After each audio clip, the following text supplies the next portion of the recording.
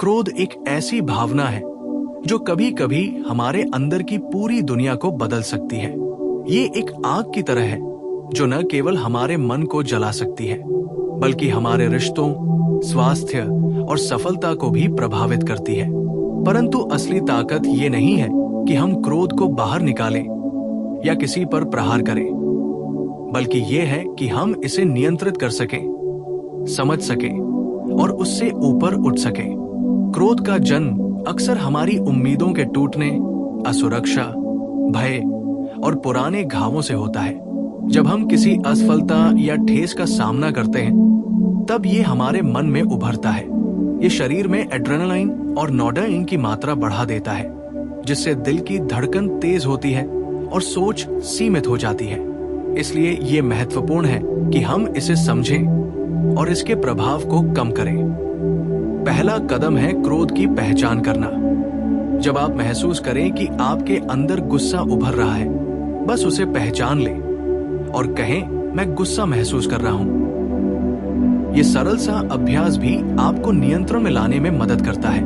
इसके साथ ही गहरी सांस लेना, स्थिति से थोड़ी दूरी लेना और खुद को शांत करना बहुत असरदार होता है। मनोवैज्ञानिक दृष्टिकोण से क्रोध को नियंत्रित करने के लिए कुछ तकनीकें बेहद उपयोगी हैं। कॉग्निटिव रीफ्रेमिंग यानी सोच को बदलना हमें ये समझने में मदद करता है कि हर चीज हमारे नियंत्रण में नहीं होती। साइकोलॉजिकल डिस्टेंस अपनाना यानी खुद को स्थिति से अलग करके देखना क्रोध को शांत करने में सहायक है। इसके अलावा फिजिकल एक्टिविटी जैसे दौड़ना, लिखना या कोई क्रिएटिव कार्य करना भी ऊर्जा को सकारात्मक दिशा में ले जाता है।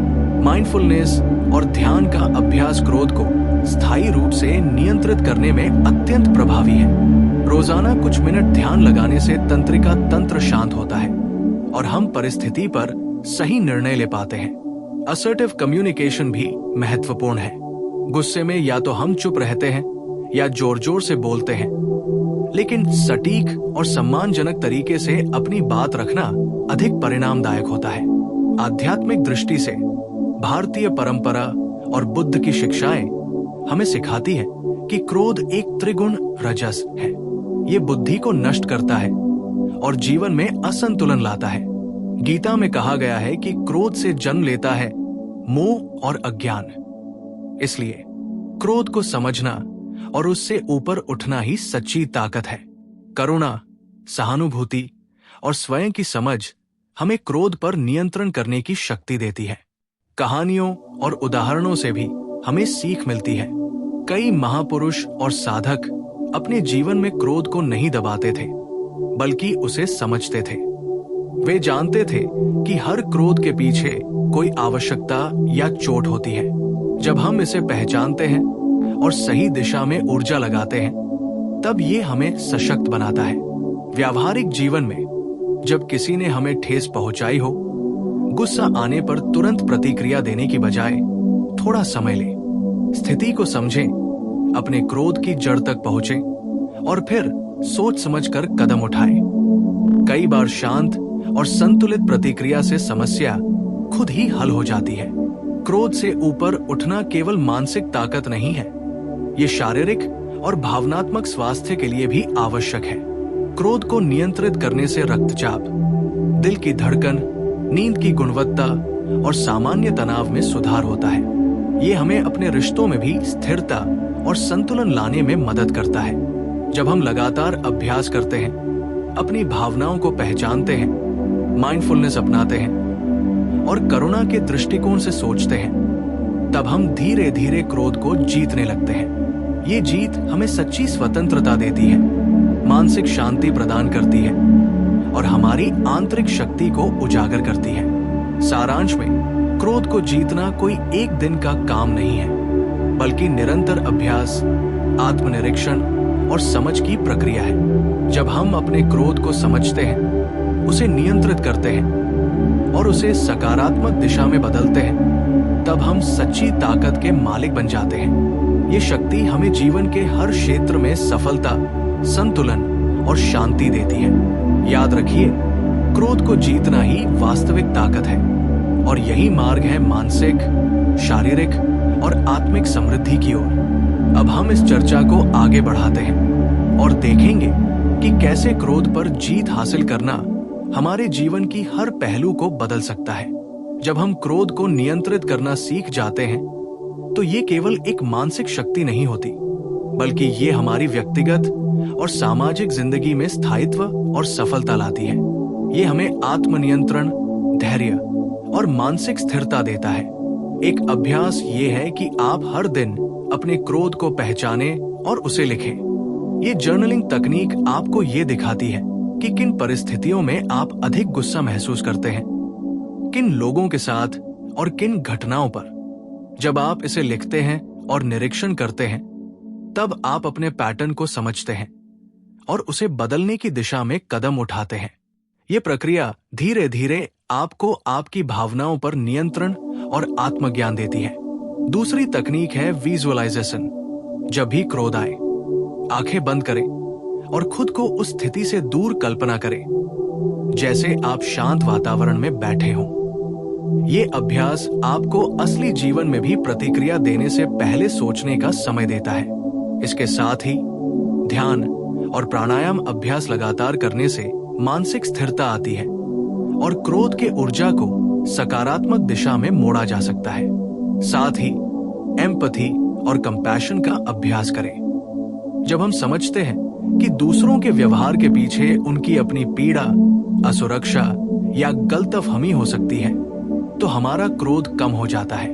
यह हमें दूसरों के दृष्टिकोण को समझने और शांतिपूर्ण ढंग से प्रतिक्रिया देने में मदद करता है। यही दृष्टिकोण परिवार, कामकाजी जीवन और सामाजिक संबंधों में स्थायित्व लाता है। महान व्यक्ति और दार्शनिक भी यही कहते हैं, सच्चा साहस केवल बाहरी संघर्ष में नहीं, बल्कि अपने भीतर के संघर्ष को जीतने में है। क्रोध पर विजय पाने वाला व्यक्ति हर परिस्थिति में स्पष्ट, संतुलित और निर्णयशील रहता है। ये उसे हर परिस्थिति में सफलता और सम्मान दिलाता है। हमारे जीवन में छोटे छोटे उदाहरण भी महत्वपूर्ण हैं, जैसे ट्रैफिक जाम, काम में असफलता या किसी दोस्त का अनुचित व्यवहार। इन परिस्थितियों में क्रोध को तुरंत व्यक्त करने की बजाय खुद को शांत करना, गहरी सांस लेना, स्थिति का विश्लेषण करना और फिर प्रतिक्रिया देना, यही असली सच्ची ताकत है।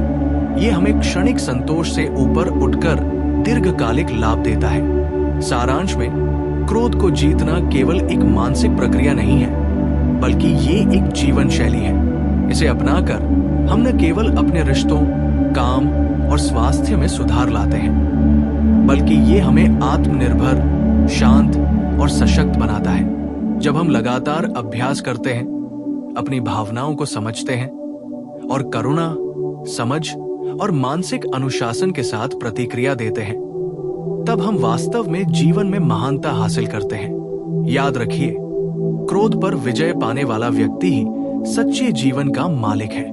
यही वो मार्ग है जो मानसिक शांति, भावनात्मक संतुलन और आत्मिक समृद्धि की ओर ले जाता है।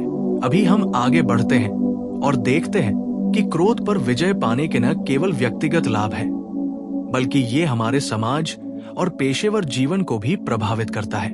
जब हम क्रोध को नियंत्रित करना सीखते हैं, तो हम न केवल अपने मानसिक और भावनात्मक स्वास्थ्य को सुरक्षित रखते हैं, बल्कि दूसरों के साथ संबंधों को भी मजबूत करते हैं। ये एक व्यक्ति को सामाजिक रूप से समझदार, सम्मानजनक और भरोसेमंद बनाता है। एक महत्वपूर्ण अभ्यास है सेल्फ रिफ्लेक्शन। अपने दिन के अंत में उन घटनाओं पर ध्यान दें जहां क्रोध आया। सोचें कि क्या प्रतिक्रिया उपयुक्त थी, क्या विकल्प थे और आगे के लिए आप क्या बेहतर कर सकते हैं। ये अभ्यास लगातार करने से हम अपनी भावनाओं की पहचान करना और उन्हें नियंत्रित करना सीख जाते हैं। इसके अलावा फॉरगिवनेस का अभ्यास करना भी क्रोध को शांत करने का सबसे शक्तिशाली तरीका है। जब हम दूसरों को माफ करना सीखते हैं, तो हम खुद को मानसिक बोझ से मुक्त कर देते हैं। ये हमें न केवल शांत करता है, बल्कि हमारे अंदर की ऊर्जा को सकारात्मक दिशा में मोड़ता है। स्ट्रेस मैनेजमेंट और हेल्दी लाइफस्टाइल भी क्रोध नियंत्रण में सहायक है। नियमित व्यायाम, संतुलित आहार, पर्याप्त नींद और ध्यान जैसी आदतें शरीर और मन को स्थिर बनाती हैं। जब हमारा शरीर और मन संतुलित होते हैं तो छोटे मोटे झगड़े या निराशाएं हमें गुस्से में नहीं ले जाती। वर्क प्लेस और प्रोफेशनल लाइफ में भी क्रोध पर विजय महत्वपूर्ण है। कठिन परिस्थितियों में शांत और सोच समझकर निर्णय लेना, टीम के साथ सम्मानजनक संवाद करना और कठिन परिस्थितियों में संयम रखना, ये सभी गुण किसी पेशेवर व्यक्ति को उत्कृष्ट बनाते हैं। ये नेतृत्व की क्षमता को बढ़ाता है और दूसरों के बीच विश्वास और सम्मान स्थापित करता है। बच्चों और परिवार में भी ये आदर्श दिखाना महत्वपूर्ण है। जब आप अपने क्रोध को नियंत्रित करते हैं तो आप उन्हें भी यही सीख देते हैं। ये उन्हें भावनाओं को समझने, संयम रखने और सामाजिक जीवन में सफलता पाने में मदद करता है। अंत में ये समझना आवश्यक है कि क्रोध पर विजय एक निरंतर प्रक्रिया है। ये एक दिन या एक अभ्यास से नहीं आता, बल्कि लगातार आत्मनिरीक्षण, ध्यान, करुणा और मानसिक अनुशासन के माध्यम से आता है। जब हम इसे जीवन का हिस्सा बना लेते हैं, तब हम न केवल अपनी सफलता और संतुलन बढ़ाते हैं, बल्कि जीवन में शांति, सम्मान और सच्ची शक्ति का अनुभव करते हैं। याद रखिए, जो व्यक्ति क्रोध को नियंत्रित कर सकता है और उसे सकारात्मक ऊर्जा में बदल सकता है, वही सच्ची ताकत का मालिक होता है। यही मार्ग है आत्मनिर्भरता, मानसिक शांति और समृद्धि की ओर।